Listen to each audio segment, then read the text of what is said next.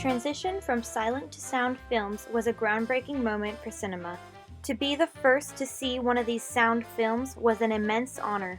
For Britain, that first talkie film is accredited to Alfred Hitchcock's Blackmail, an innovative and captivating thriller. British Thriller first premiered to the public on July 28, 1929, at the Capitol Cinema in London.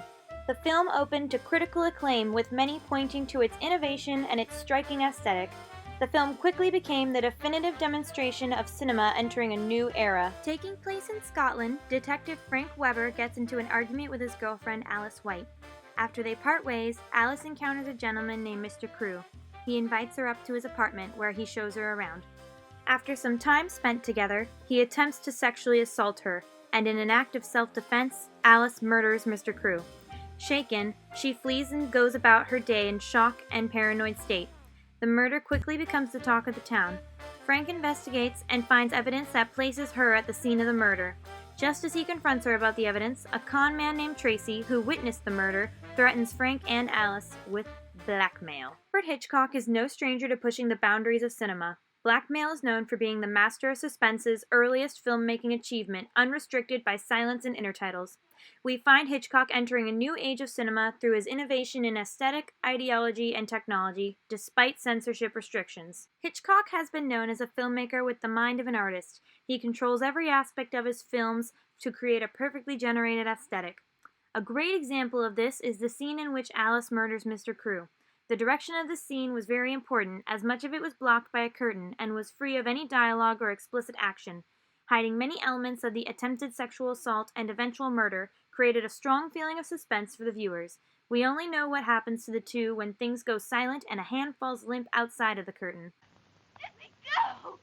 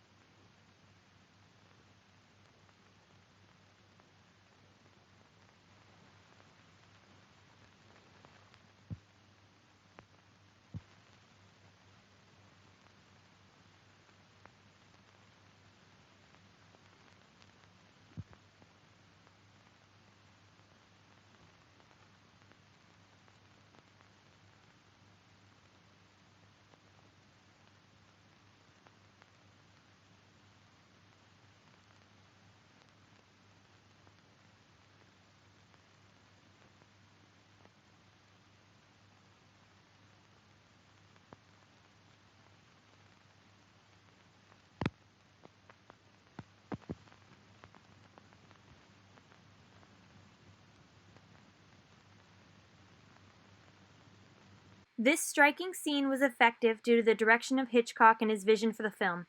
The film continues to focus on Alice's internal struggles as she deals with the consequences of her actions.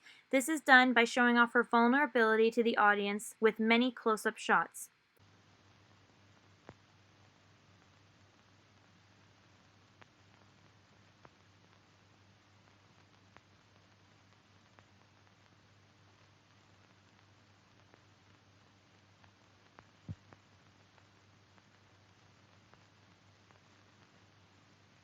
Hitchcock's visuals were striking from an aesthetic point of view. There was also strong ideology behind them as well. Despite censorship laws, Hitchcock reinforces ideology in Blackmail that reflects issues of gender-influenced crimes and sexual violence. The British Board of Film Censors was created in 1912 to control what filmmakers could produce. From 1913 to 1932, they would create annual lists stating what themes and ideals would be prohibited in films. The censor restrictions encapsulated topics and imagery related to violence, sexual themes, vulgar language, and more. The same year Blackmail was released, the list included the prohibition of stories tinctured with salacious wit, sensual exposition of eugenic doctrines, women fighting with knives, libels on the British nursing profession, provocative and sensuous exposure of girls' legs, and abdominal contortions in dancing. Sexual assault has always been a taboo topic, but it is inexplicitly dealt with in this film. We uncomfortably watch as Alice struggles against Mr. Crew's sexual advances and his eventual murder.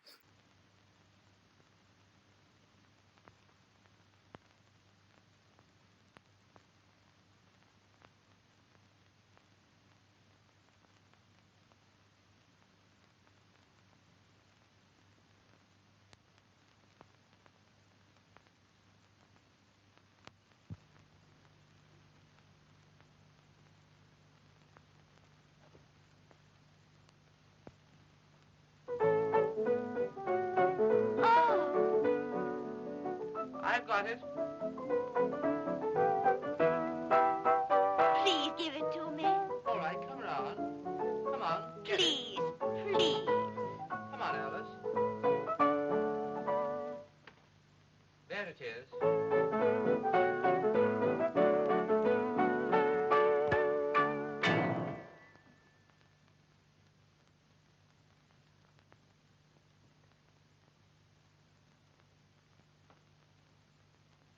Don't be silly, Alice. Don't be silly. In this pivotal scene, we are given the topic of sexual assault and murder. Hitchcock places an importance on talking about sexual trauma in Blackmail. Even though we aren't explicitly shown the act, Hitchcock emphasizes the event by focusing on Alice's shock and paranoia. Rabbit and noses. Mind you, I don't think myself it's altogether the police's fault. What I mean is they have to wink at some things. I mean, it's one thing to buy chocolates out of ours, but it's quite another to stick a knife into a gentleman. I must say I feel the same way about that, too. A good, clean, honest whack over the head with a brick is one thing. There's something British about that. But knives. No, knives is not right. I must say that's what I think and that's what I feel. Whatever the provocation, I could never use a knife. Now, mind you, a knife is a difficult thing to handle. I mean, any knife. I mean, if you use a penknife, or a pocket knife, where wouldn't belong in it? Or a butcher's knife. Alice, cut us a bit of bread, will you? Knife. What's that other knife? An exact knife. A knife is a dangerous thing. You must be careful of a knife. You come up against a knife. Oh, no. I mean, in Chelsea, you mustn't use a knife.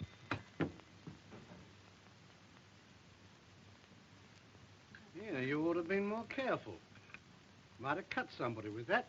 Hitchcock was able to gracefully convey his ideas and aesthetics thanks to the technologies he had at his disposal during this time. The ever-growing technology within the film industry in the late 1920s gave Hitchcock a wide variety of tools to help create intense suspense throughout the film. The film has two versions, silent and sound. John Maxwell, the founder of British International Pictures and Blackmail's producer, wired his studio with RCA and wanted Hitchcock to reshoot a few Blackmail scenes with sound.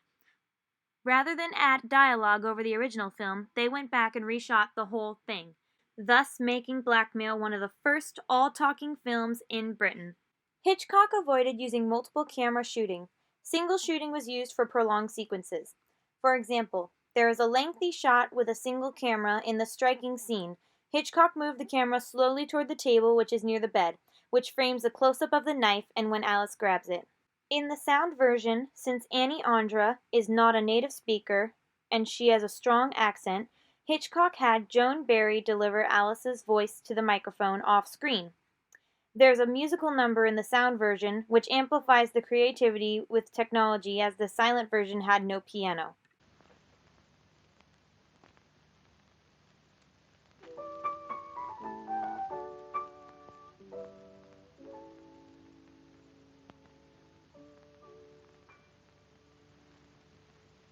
Go on. Play something. Wait a minute. How does that thing go? I know. They all are often overbearing and spend their latter days comparing Past times with the present, with results that prove unpleasant to the latter. Just idle chatter. They praise the woman of the past age, and loathe her daughter of this past age. They sing a hymn of hate about Miss Up-to-Date, and spend their spite from morn till night. They say you're wild and naughty child, Miss Up-to-Date, and loom if you predict for you an awful fate. Critics of the day won't pardon you. It's such a shame the way they're hard on you. Although you're no saint, stop a plate, smoke and paint, drink a cocktail or two.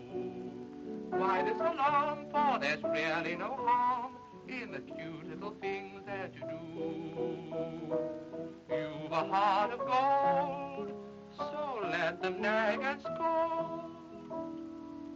You're absolutely great, Miss Up-to-Date. And that's a song about you, my dear. In conclusion, Blackmail was the start of a new era for Hitchcock's career. The British filmmaker made excellent use of all the technological advances as well as his ability to convey strong ideas through striking visuals and aesthetics. His sharp mind for thriller and the early horror he ushered in would have a long-lasting imprint on the world of cinema.